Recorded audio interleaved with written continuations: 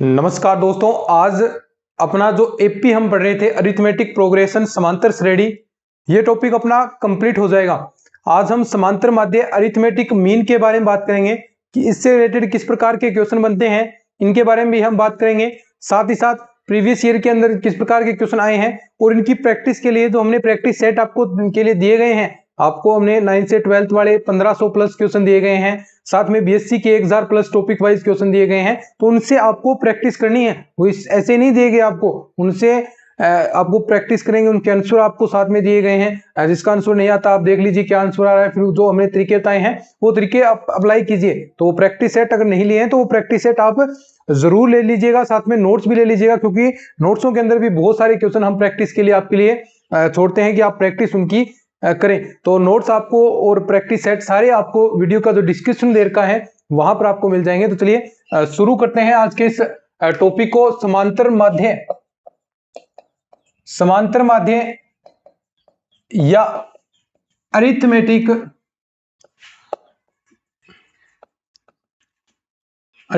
Mean.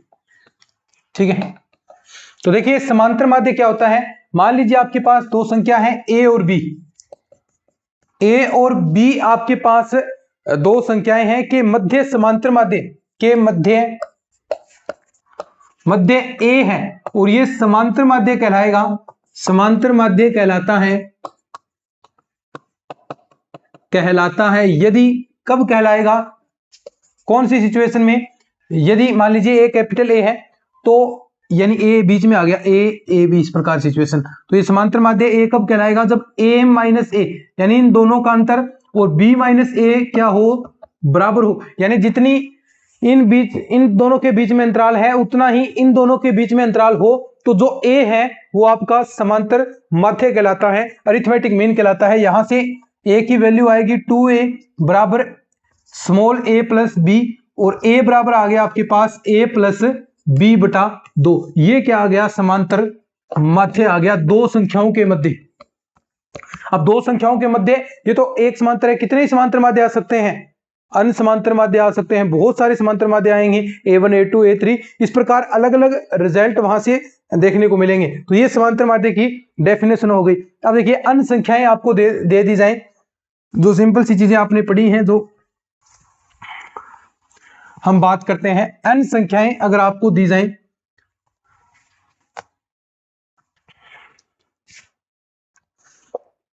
दो number n संख्याओं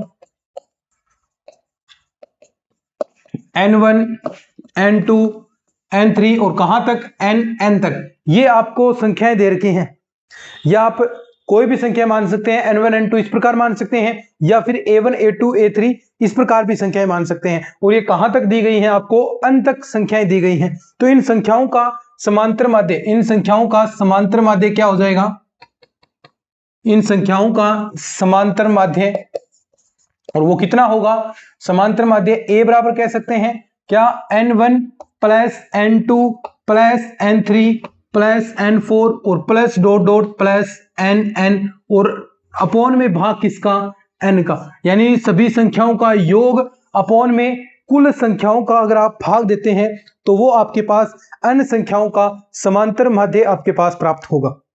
कोई सी प्रकार की संख्याएं हो सकती हैं, सिंपल सी बात करें भी, आपको इस प्रकार संख्या दे दी 1 2 3 4 5 6 तक, और पूछा इनका समांतर माध्य कितना होगा, तो कैसे करेंगे, 1 plus 2 plus 3 plus 4 plus 5 plus का 6, और अपॉन में कितनी संख्याएं हैं, 6, n 1 2 3 4 5 6 है, तो यानी इसमें भाग दे देंगे, 3 और 3 6 4 10 15 6 21 बटे 6, 6 3 18 और 6 बजे 30, लगभग 3.5 आपका समांतर माध्य आ जाएगा। तो ये बिल्कुल सिंपल सी बात है, नॉर्मल सी बात हम बात कर रहे हैं। इसके बाद देखिए अगर दो संख्याएं a और b दे और उसके मध्य अन्य समांतर माध्य दे दिए जाएं, a1 a2 a3 इस प्रकार समांतर माध्यों की संख्या आपको दी जाए, तो क्या क्या सिचुएशन बनेगी उस स्थिति में, सर्व अंतर क्या होगा, आप कोई पद ज्ञात करना चाहते हैं, केवल पद आप ज्ञात करना चाहते हैं, वो क्या होगा, अंतिम पद क्या होगा। तो यहां पर ये जो चीजें मैं बता रहा हूं वो चीजें आपको थोड़ी सी अच्छे से ध्यान रखना है, उनको अच्छे से याद रखना है। ठीक है, अब देखिए इस प्रकार सिचुएशन बने,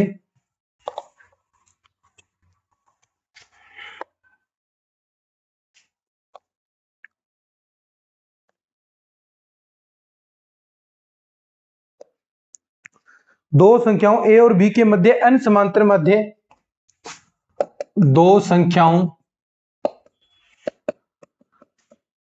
ए और बी के मध्य n समांतर माध्य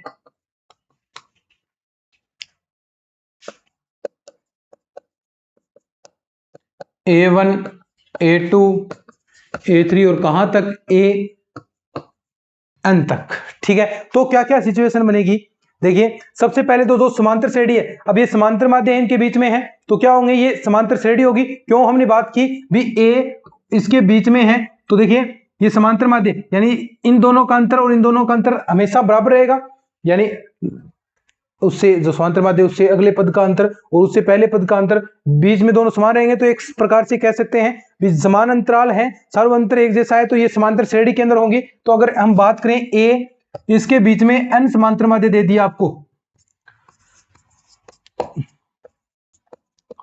कहां तक AN और लास्ट में कौन सा पद, ये ए और बी के मध्य n समांतर माध्य दे रखे हैं, तो ये किस श्रेणी के अंदर होंगे, समांतर श्रेणी के अंदर होंगे। अगर इसके अंदर हम अंतिम पद निकालना चाहें, अंतिम पद कौन सा है, b बराबर, वो कैसे निकलेगा, a plus n-1 into D, लेकिन यहां पर पदों की संख्या कितनी है, अंत तो यही है, अंत तो यही पद है, समांतर माध्य n दे रखे हैं प्लस दो ये पद हो गए आपके ए और बी, तो टोटल कितने हो गए, n+2 पद आपके हो गए, n+2 और माइनस का कितना होता है 1 इंटू में d, तो b बराबर a प्लस ये कितना हो गया n+1 d, यहां से d की वैल्यू निकालें b माइनस ए, ये फॉर्मूला याद रखना है अभी कि अगर a और b के मध्य आपको अन्य समांतर माध्य दे रखे हैं तो उस सिचुएशन के अंदर सर्व अंतर कितना होगा, तो d की वैल्यू होगी जो पद दे रखा है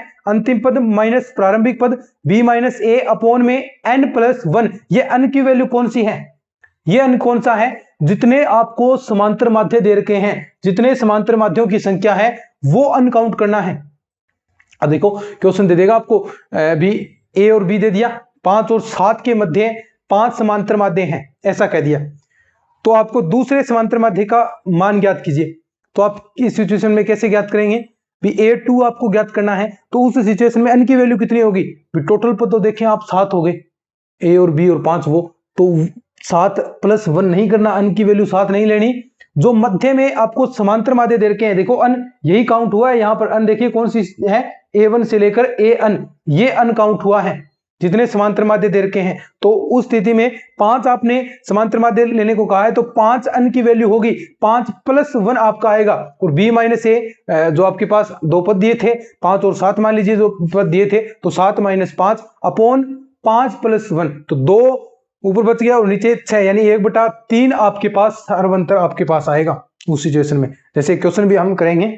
ठीक है, तो अतः यहां से केवा पद पूछ ले, अतः केवा पद, तो केवा पद कितना आ जाएगा अभी, ए के बराबर, यानी आपसे केवा पद पूछा है इस सिचुएशन में, तो केवा पद आप कह सकते हैं भी ए प्लस के डी, और यहां से डी की वैल्यू कितनी होगी, बी माइनस ए अपॉन n+1, तो यानी क्या आ जाएगा, ए के बराबर ए प्लस के बी माइनस ए अपॉन n+1, तो ये केवा पद आ गया।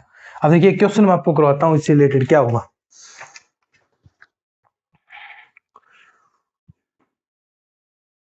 कोई सा भी पद पूछ सकता है, यहां से आपको तीसरा समांतर माध्य पूछ ले, चौथा समांतर माध्य पूछ ले, कोई सा भी पूछ ले आप कर देंगे, बस ये फॉर्मूले याद रखने हैं। ठीक है, अब देखिए क्वेश्चन, एक क्वेश्चन करवाता हूं मैं आपको,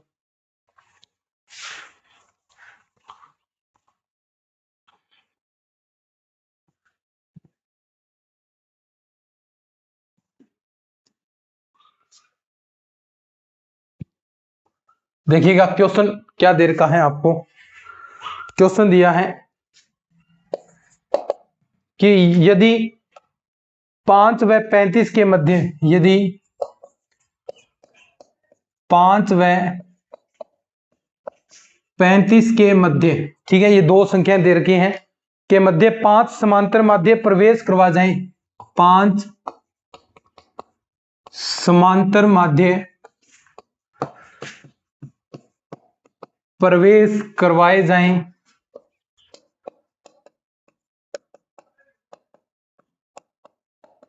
5 समांतर माध्य प्रवेश करवाए जाए तो तीसरे समांतर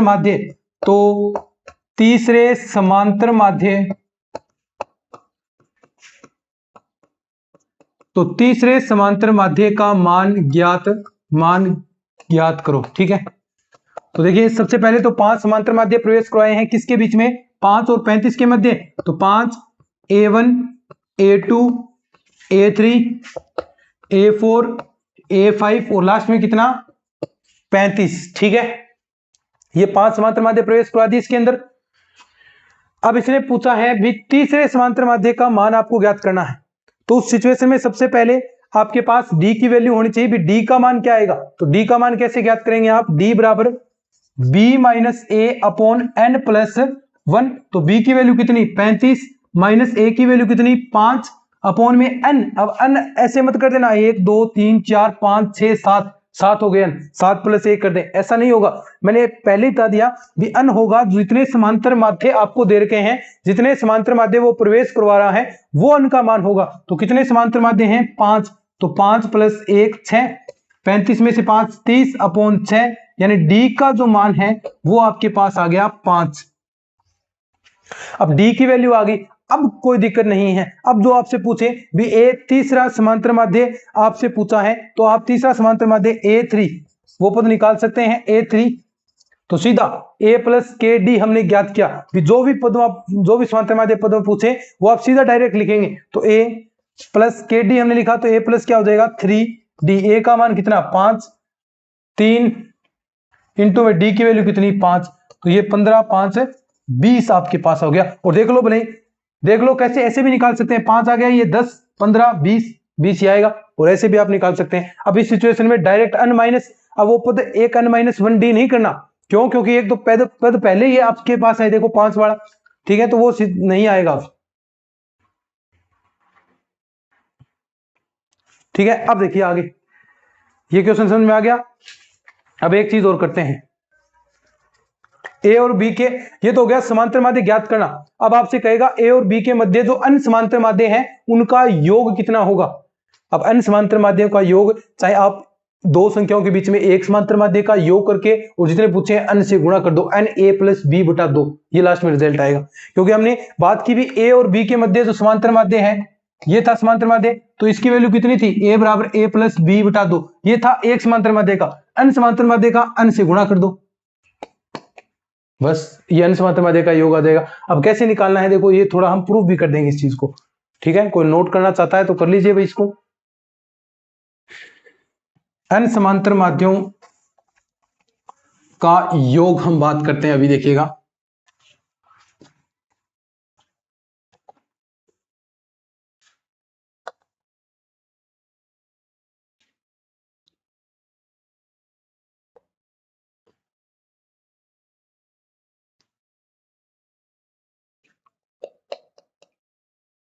ए और बी के मध्य, ए और बी के मध्य n समांतर माध्यों का योग,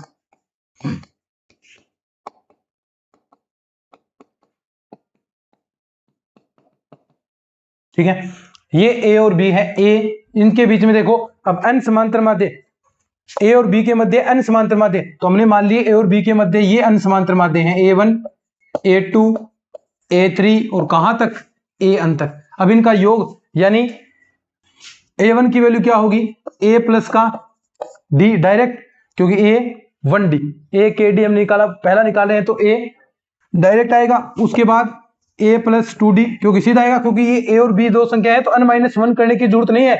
नहीं तो हम देखो पहला पद निकालते हैं, हम देखो दूसरा पद निकालते हैं a यानी दूसरा पद, तो a प्लस डी लिखते हैं, ये दूसरा पद आ गया, पहला पद हो गया। लेकिन यहां पर हम देखो जो पहला ही निकाल रहे हैं हम समांतर माध्य, फिर भी a प्लस डी लिख रहे हैं, क्यों, क्योंकि इसके अंदर जो पहला प्रथम पद है ये पहले आ चुका है। ठीक है, तो n माइनस 1 नहीं करना होता है यहाँ पर समांतर माध्य में। और इसका सार्वंतर भी कैसे निकलता है, d बराबर b माइनस ए अपॉन n प्लस 1d। ठीक है, तो ये थोड़ा सा समझने वाली बातें हैं भाई, लेकिन उस सिचुएशन में n माइनस 1 आता है तो a प्लस 3d, और इस प्रकार कहां तक a प्लस n d तक। ठीक है, यहां से हम a देखो, a जोड़े कितने कहां तक है, इतनी a n a, और डी वाले देखिए, अब डी में यहां से कॉमन ले लेता हूं तो बचेगा क्या, 1 + 2 + 3 कहां तक प्लस n। ये क्या हो गया, प्राकृत संख्याओं का योग। प्राकृत संख्याओं का योग आप सब जानते हैं na + d। प्राकृत संख्याओं का योग n × n + 1/2, ये प्राकृत संख्याओं का योग होता है। ठीक है, और यहां से d की वैल्यू, ये समांतर माध्य है तो चूंकि d बराबर कितना होगा, b - a / n + 1। तो यहां पर हम देखिए na + b - a / n + 1, n × n + 1/2। ठीक है,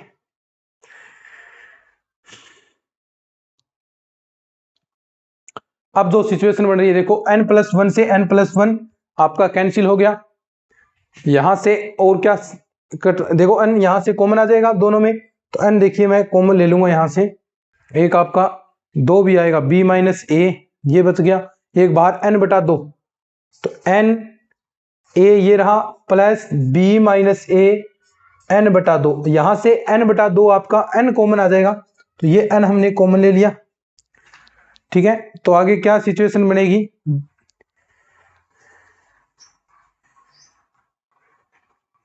आगे सिचुएशन बन जाएगी आपके पास, देखिए ये a है और यहां सिचुएशन आएगी b। देखो एलसीएम लूंगा मैं तो ये 2a, और ये आ गया प्लस का b - a / 2, तो ये आ जाएगा n a + b/2, और यही मैंने आपको बताया था, ये आएगा। देखो 2a में से a घटेगा, a + b/2 आपके पास आ जाएगा। तो जितना जो पहला था, अगर a और b के मध्य एक समांतर माध्य है तो उस स्थिति में योग कितना आता है, a + b/2, उसकी वैल्यू उतनी आएगी, उतनी आती है। भी हमने बात की थी कि a की वैल्यू कितनी आएगी, a = a + b/2 आती है, पहला समांतर माध्य यही होगा। फिर उसके बाद आपको योग करना है दूसरा, दोनों समांतर माध्य का योग करना है, तो 2 से आप इसको गुणा कर दो। ठीक है, फिर आपको 3 से निकालना है तो 3 से n का निकालना है, तो n का योग आ जाएगा n a + b/2। ठीक है, समझे बात को, आगे बढ़ते हैं। ठीक है, अब देखो एक क्वेश्चन,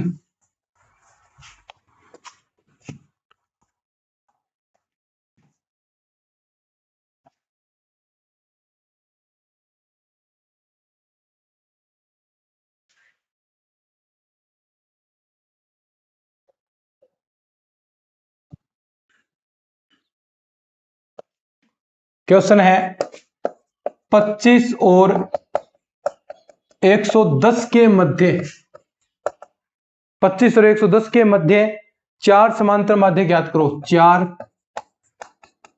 समांतर माध्य ज्ञात करो, ये क्वेश्चन है। 25 और 110 के मध्य 4 समांतर माध्य आपको ज्ञात करने हैं। तो देखो सारे समांतर माध्य आप ज्ञात कर लेंगे, लेकिन उसके लिए पहले सबसे पहले सार्वंतर ज्ञात होना चाहिए। तो सार्वंतर d बराबर कितना होता है, b - a / n + 1। तो 4 समांतर माध्य है तो n की वैल्यू भी कितनी होगी, 4 समांतर माध्य ज्ञात करने हैं तो n की वैल्यू भी कितनी होगी, 4। जितने समांतर माध्य हैं वही n की वैल्यू होती है, ये मैं बार बार आपको कह रहा हूं, क्योंकि गलती करेंगे आप, मुझे पता है। तो 4 + 1 आप ऐसा करेंगे, n की वैल्यू 4 और 5 1 6 n की वैल्यू होगी, 6 + 1 करेंगे तो वही गलत हो जाएगा आपका। तो समांतर माध्य जितने हैं वही n की वैल्यू आपको लेनी है। ठीक है, 110 में से 25 घटेगा तो 85 बचेगा ना,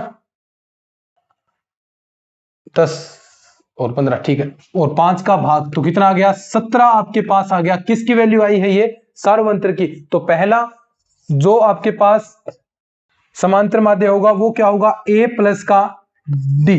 ठीक है, दूसरा a2 a + का 2d, a3 कितना होगा, a + का 3d, a4 कितना होगा, a + का 4d। तो ये चारों इस प्रकार आपको निकालने हैं। तो सारा सभी के रिजल्ट देखिए, a की वैल्यू कितनी 25 और d आपके पास ये रहा, तो 25 और 10 35 और 6 41 और 1 42 आपके पास ये रिजल्ट आ जाएगा। पहला a + 2d 25 + 2 × 17 यानी 34, 25 में आप 34 जोड़ेंगे तो 59।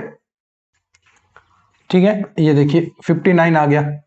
a प्लस 3d, तो 25 प्लस 3 इंटू 17, 17 3 51, और 51 इसके अंदर जोड़ेंगे तो 76, और a प्लस 4d 25 प्लस का 4 इंटू 17, 17 चौके 68, 68 इसके अंदर जोड़ेंगे 8 5 3 93, तो ये आपके पास सारे समांतर माध्य आ जाएंगे। ठीक है, समझ गए होंगे अच्छे से। अब आते हैं एपी के गुणधर्म।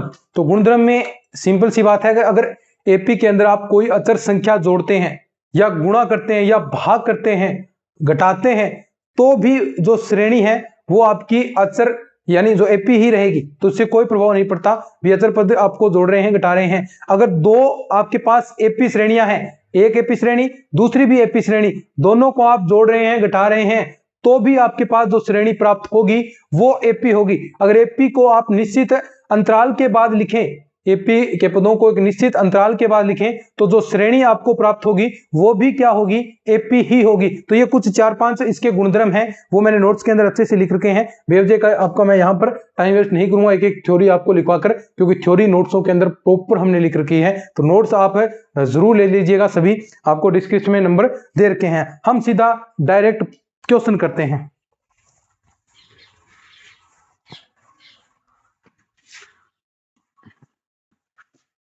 सीधा मैं क्वेश्चन पर आता हूं भाई। क्वेश्चन है कुछ इस प्रकार, देखिए कि यदि ए बी सी एपी में हो, क्वेश्चन है कि यदि ए बी सी एपी में हो, ठीक है, तो आपको बताना है कि नंबर 1 मान लीजिए बी प्लस सी, ए प्लस सी तथा बी प्लस ए किस श्रेणी में होंगे। ठीक है, तो ये बताना है आपको भी ये किस श्रेणी में होंगे। ठीक है, अब देखो ये ए बी सी एपी श्रेणी में, अगर मैं इसको माइनस से गुणा कर दूं -1 से, तो ये क्या आएगा -a माइनस बी माइनस सी, तो ये किस श्रेणी में आएगा, ये भी क्या होगा, एपी में होगा। मैंने अभी गुणधर्म बताया, भी किसी भी अचर पद की आप गुणा करवा रहे हैं, उसके अंदर जोड़ रहे हैं, भाग कर रहे हैं, तो कोई फर्क नहीं पड़ता, जो श्रेणी आपको प्राप्त होगी, जो श्रेणी आपको मिलेगी वो भी क्या होगी, एपी के अंदर ही होगी। ठीक है, तो ये एपी के अंदर है। अगर मैं इसके अंदर देखिए इस प्रकार का बनाना है, अब इसके अंदर भी मैं कुछ ऐड कर रहा हूं, क्योंकि आप प्रत्येक पद के अंदर अगर आप सेम चीज ऐड कर रहे हैं, एक गुणधर्म ये भी है भी प्रत्येक पद के अंदर आप समान चीजें ऐड कर रहे हैं, तो भी जो श्रेणी प्राप्त होगी वो भी एपी होगी। अब इसके अंदर भी कोई सेम चीज ऐड कर रहे हैं, मान लीजिए 5 ऐड कर दिया, इसके अंदर 5 ऐड कर दिया, 5 ऐड कर दिया, तो क्या फर्क पड़ेगा। देखो आपके पास ये है 1 3 5, अब इसके अंदर आप 5 जोड़ रहे हैं, 5 जोड़ दिया, 5 हो गया, 5 जोड़ेंगे तो कितना 6, इसके अंदर 5 जोड़ेंगे तो 8, इसके अंदर 5 जोड़ेंगे तो ये 10। अब देखो क्या ये भी एपी के अंदर है क्या, इसमें 2 का अंतर, इसमें 2 का अंतर, इसमें 2 का अंतर, इसमें 2 का अंतर, तो कोई भी चीज आप जोड़ते हैं सभी में सेम चीज जोड़ रहे हैं, तो जो श्रेणी प्राप्त होगी वो भी क्या होगी, एपी। अगर मैं इसके अंदर देखो आपको इस जैसा बढ़ाना है, तो इसके इस जैसा बढ़ाने के लिए -1 के अंदर मैं a प्लस बी प्लस सी तीनों जोड़ दूं, a प्लस बी प्लस सी जोड़ने पर, तो देखिए जोड़ेंगे तो क्या आएगा, इसके अंदर a प्लस बी जोड़ा तो -a से ये कैंसिल हो गया, तो b प्लस सी बच गया, इधर जोड़ेंगे तो -b कैंसिल हो जाएगा, a प्लस सी बच गया, इसमें जोड़ेंगे तो ये c से c cancel, a plus B बच गया, तो ये जो श्रेणी आई है वो भी क्या होगी, एपी ही होगी। तो ये क्या होगी, एपी श्रेणी होगी। ठीक है, समझ गए बात को। अब देखिए किसी श्रेणी के अंदर पद मानना, अगर पदों की संख्या विषम दे रखी है आपको, पद कैसे मानेंगे, एपी में पद मानना, अगर पदों की संख्या विषम है तो पद आप इस प्रकार मानेंगे। ठीक है, ये थोड़ा सा नोट डाउन कर लीजिएगा, ये क्वेश्चन आता है अभी, पद मानना अगर एपी में, ठीक है, अगर नंबर 1 विषम पद है, विषम पद यानी पदों की संख्या क्या है, पदों की संख्या विषम हो, तो देखिए विषम हो तो पद मानेंगे a minus D, a plus D, यानी स्थिति में सर्व अंतर d ही लिया जाएगा।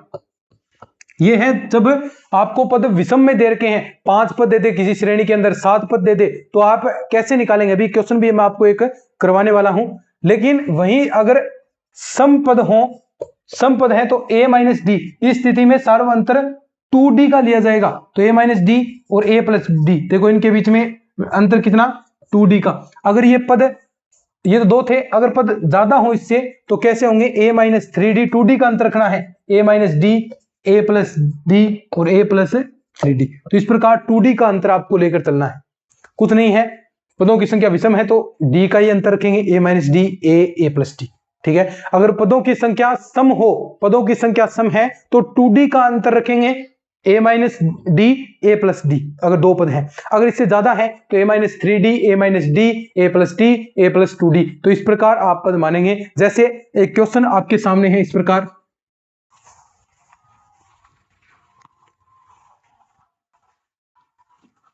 क्वेश्चन है ऐसा दिया है कि यदि AP के 3 पदों का योग 15 है, यदि AP के 3 पदों का योग 15 है तथा तीनों पदों का गुणा तथा गुणनफल 80 हो, तो आपको बताना है तो श्रेणी के पद होंगे, ठीक है, ये क्वेश्चन दे दिया। अब आपको 3 पद मानने पड़ेंगे, 3 पदों का योग 15 दे रखा है, 3 पदों का गुणनफल दे रखा है, तो तीनों पद आपको मानने पड़ेंगे। अब मानेंगे कैसे, इसने साफ साफ लिख दिया है भी AP के 3 ही पद हैं, तो यानी विषम है, तो विषम में किस प्रकार मानते हैं, a minus D, a plus D. तो पहली सिचुएशन में कहा इसने भी 15 योग हैं, तो योग करेंगे a minus D plus a plus D, कितना है ये 15। तो यहां से देखिए क्या वैल्यू आएगी आपके पास, d से d कैंसिल हो गया, 3a बराबर 15, a की वैल्यू आपके पास आ गई 5, यानी प्रथम पद आपके पास आ गया। ठीक है, अब प्रथम पद आ गया, यहां रखेंगे सभी में, लेकिन यहां से पद निकालने के लिए d की वैल्यू और निकालनी पड़ेगी। इसके लिए एक चीज और दी इसने, गुणनफल, इन पदों का गुणनफल। तो a माइनस डी इंटू में a प्लस डी, ये दिया है 80।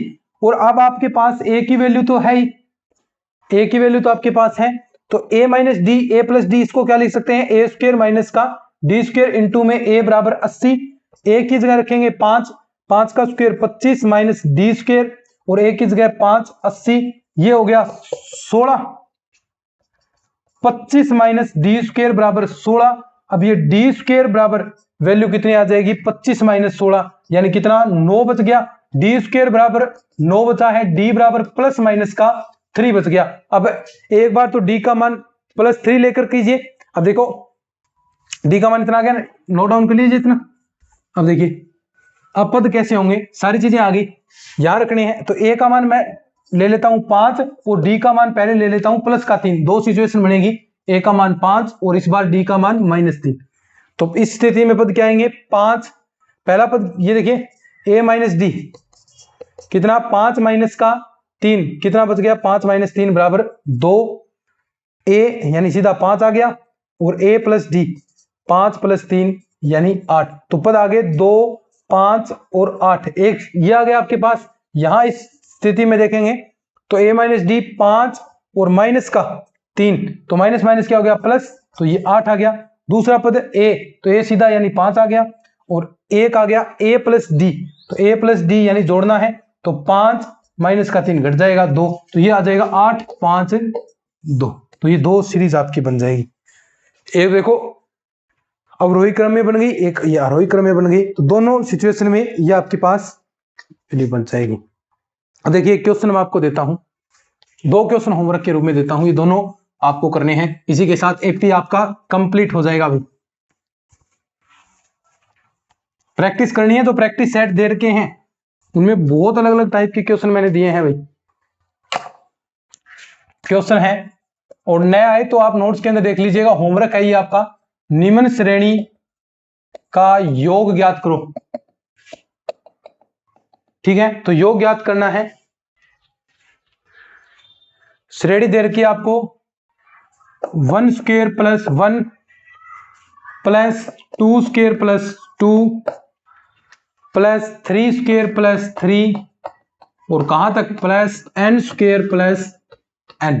ठीक है, का योग है। ऑप्शन है आपके इस प्रकार n इंटू एन प्लस 1/3। दूसरा ऑप्शन आपको दे दिया n into N plus 1 n plus 2/3। तीसरा ऑप्शन आपको दे दिया n इंटू एन प्लस 1/2 और चौथा ऑप्शन दे दिया n into N plus 1 n plus 3/4। तो ये क्वेश्चन आपको होमवर्क के रूप में दिया है, ये क्वेश्चन आपको करना है। तो चलिए ये एपी अपना कंप्लीट हो गया। नेक्स्ट जो टॉपिक होगा अपना गुणोत्तर श्रेणी जीपी होगा, फिर उसके बाद एचपी हम टॉपिक करेंगे। तो ये तो छोटा है जीपी एचपी, ये 2-3 क्लास के अंदर पूरा कंप्लीट हो जाएगा। तो इस क्लासेस को शेयर जरूर कीजिए। ये पिछले साल अपना टॉपिक रह गया था लेकिन इस बार हमने करवा दिया। तो चलिए आज की इस वीडियो में इतना ही, धन्यवाद।